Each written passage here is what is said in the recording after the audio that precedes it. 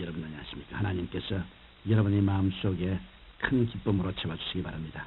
저는 오늘 요한 1서 4장 16절로 19절까지의 말씀을 가지고 두려움의 정치란 제목으로 은혜를 나누고자 합니다. 얼마 전에 어떤 형제분 한 분이 찾아왔습니다. 그의 마음속에는 온통 두려움으로 가득 차 있었습니다. 그는 저에게 목사님, 저는 하루하루의 삶 자체가 두렵습니다. 소망도 기쁨도 평안도 없습니다. 더구나 매일 밤마다 두려움이 엄습해 오는데 도저히 견딜 수가 없습니다. 이제는 정말 어떻게 해야 할지 모르겠습니다라고 힘없이 말하는 것이었습니다. 여러분, 우리들에게 두려움이 들어오면 기쁨과 평안은 사라지고 점점 어둡고 절망지게 되어 나중에는 생명을 위축시키고 짓밟아버릴 뿐 아니라 순간순간 지탱해 나가기도 매우 힘들게 되어버리고 마는 것입니다. 이처럼 처참한 파괴를 가져다 주는 두려움은 도대체 무엇이며 어디로부터 오는 것일까요?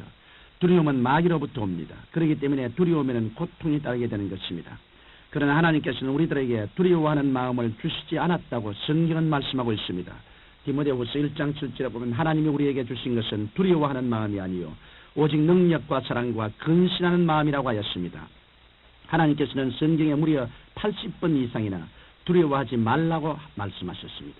이러므로 오늘은 우리들을 파괴하는 두려움이 어떤 것인지 그 정체에 대해 말씀드리므로 여러분들이 두려움에 잡히는 일이 없도록 도와드리고자 합니다. 첫째로 두려움에는 내적인 두려움이 있습니다. 인간은 타인의 눈에 띄지 않는 내적 두려움을 가진 채 이 세상을 살아갑니다.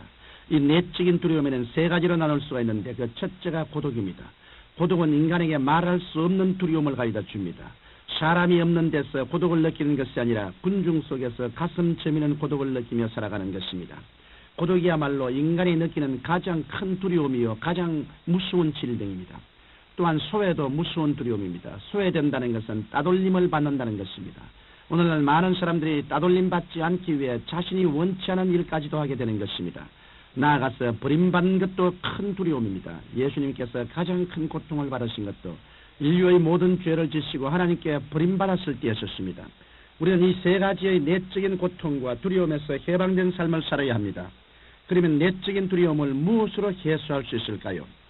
우리는 내적인 두려움을 예수 그리스도 안에서 해소할 수 있습니다. 우리가 하나님의 아들 예수 그리스도를 개인의 구주로 모셔드릴 때 하나님께서 친히 우리 속에 성령으로 오셔서 거하시게 됩니다. 이러므로 우리가 예수님을 구주로 모셔드리면 하나님의 따사로운 품에 안기는 놀라운 체험을 하게 됩니다. 예수님을 통해 하나님과 깊이 교제하게 되면 고통을 제하여 버릴 수 있는 것입니다. 나아가서 하나님의 사랑으로 소외감을 제하여 버릴 수 있습니다. 예수 그리스도를 통해 하나님의 품에 안기면 어떠한 경우라도 우리는 소외감을 느끼지 않게 됩니다. 왜냐하면 이 세상에 있는 그 무엇도 사망이나 생명이나 천사들이나 권세자들이나 현재일이나 장래일이나 높음이나 깊음이나 다른 아무 어떤 피조물이라도 하나님의 사랑에서 우리를 끊을 수 없기 때문입니다. 이 때문에 하나님의 사랑을 확신하고 있는 사람은 언제나 맑고 밝고 환하며 긍정적이고 적극적이고 창조적인 생활을 할 수 있는 것입니다. 이처럼 우리가 하나님의 사랑으로 내적인 두려움에서 해방되고 나면 우리의 마음속에는 고통이 사라지고 그 대신 믿음, 소망, 사랑, 평안, 기쁨이 넘쳐나게 되는 것입니다. 이러므로 지금 이 시간 내적인 두려움에서 해방받기를 원하는 분은 나사렛 예수 그리스도를 구주로 모셔드리고 하나님의 사랑을 받아들이십시오. 그리하면 하나님의 사랑 속에서 여러분의 두려움은 산산조각이 나고 말 것입니다. 둘째, 두려움에는 자리에 대한 두려움이 있습니다. 인간은 태어난 때부터 죽을 때까지 자리에 대한 두려움을 갖고 살아갑니다. 인간이 자리를 잃었을 때의 두려움은 이루 말할 수 없는 것입니다. 인간은 먼저 자신의 영혼이 거처할 자리인 육체를 질병이나 사고, 그 밖에 전쟁으로 인해 상실하게 할까 두려워합니다. 또한 인간은 사회적인 자리를 잃어버릴까 크게 두려워하는 것입니다. 그런데 이 자리에 대한 두려움을 해소시켜줄 분은 오직 예수 그리스도밖에 없으십니다. 우리가 예수 그리스도를 통해 하나님의 사랑을 체험하면 우리는 자리에 대한 두려움에서 해방될 수 있습니다. 혹시 여러분 가운데 육체가 병들어 영혼이 거할 자리를 잃지 않을까 걱정하는 사람이 있습니까? 그러시다면 예수님 안에 거하십시오. 예수님께서는 당신의 사역 3분의 2를 통해 사람들의 질병을 치료해 주심으로 질병으로 영혼의 자리를 잃어버리지 않을까 두려워하는 사람들에게 소망과 평안을 주신 것입니다. 이러므로 질병으로 인해 고통당하는 사람은 죄를 해결하고 예수님께 나와야 할 것입니다. 주님께서는 오늘날 또 병든 사람을 치료하여 주십니다. 질병뿐 아니라 사고나 전쟁으로 인해 우리 육체를 상실하지 않을까 하는 두려워하는 사람이 있다면 역시 예수님께 나와야 합니다. 또한 사회적인 자리도 마찬가지입니다.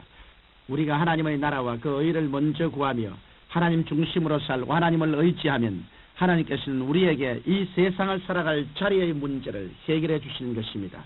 하나님께서는 이처럼 우리에게 육체의 자리의 문제도 해결해 주시고 사회적인 자리도 해결해 주십니다. 그러나 그 무엇보다도 하나님께서는 우리에게 가장 좋은 자리를 주셨습니다. 그것은 하나님의 자녀인 우리가 이 세상을 떠날 때 예수 그리스도와 함께 하나님 보좌 우편에 앉혀주실 바로 그 자리입니다. 이러므로 예수님을 믿는 사람들처럼 자리에 대한 확고한 약속을 받은 사람은 없습니다. 가장 고귀하고 확고한 자리를 마련하고 있는 사람은 바로 우리 주 예수님을 믿는 사람들인 것입니다. 셋째로 두려움에는 절망적 두려움이 있습니다. 이 세상에서 가장 절망적인 두려움은 죽음의 두려움입니다. 인간은 태어날 때부터 죽음의 그림자에 쫓기면서 살아갑니다. 인간에게 있어서 죽음의 두려움은 절실하고 절박합니다. 아무리 부귀영화 공명을 성처럼 쌓아놓았다 해도 죽음이 임박하면 아무 소용이 없게 됩니다. 그러나 우리 그리스도인들은 죽음을 두려워하지 않습니다. 왜냐하면 영원한 삶이 보장되어 있음을 알기 때문입니다. 예수님께서는 요한복음 14장 6절에 내가 길이요 진리요 생명이니 나로 말미암지 않고는 아버지께로 올 자가 없나니라고 말씀하셨습니다. 우리는 예수님을 믿고 예수님과 함께 동행하기 때문에 죽음이 조금도 두렵지 않습니다. 우리에게 있어서 죽음이란 영원하고 풍성한 기쁨의 처소로 가는 과정에 불과한 것입니다. 우리는 그곳에 가면 이 세상에서처럼 그할 곳을 찾기 위해 싸울 필요도 없고 빼앗길까 싶어 두려워할 필요도 없습니다. 우리는 약한 몸이 강한 몸으로 추한 몸이 영화로운 몸으로 우리의 육신의 몸이 신령한 몸으로 변화된다는 것을 분명히 알고 있기 때문에 육체의 상실에 대한 두려움을 완전히 해소하고 기쁨으로 주를 맞을 수 있는 것입니다. 이 때문에 그리스도인인 우리는 죽음을 향해 바울처럼 담대히 외칠 수가 있습니다. 사망한 너희 이기는 것이 어디 있느냐? 사망한 너희 쏘는 것이 어디 있느냐? 청취자 여러분, 두려움에는 형벌이 있습니다. 형벌이란 바로 고통을 당하는 것을 의미합니다. 오늘날 사람들이 항상 크고 작은 고통 가운데 괴로워하는 이유는 끊임없이 두려움에 둘러싸여 생활하기 때문입니다.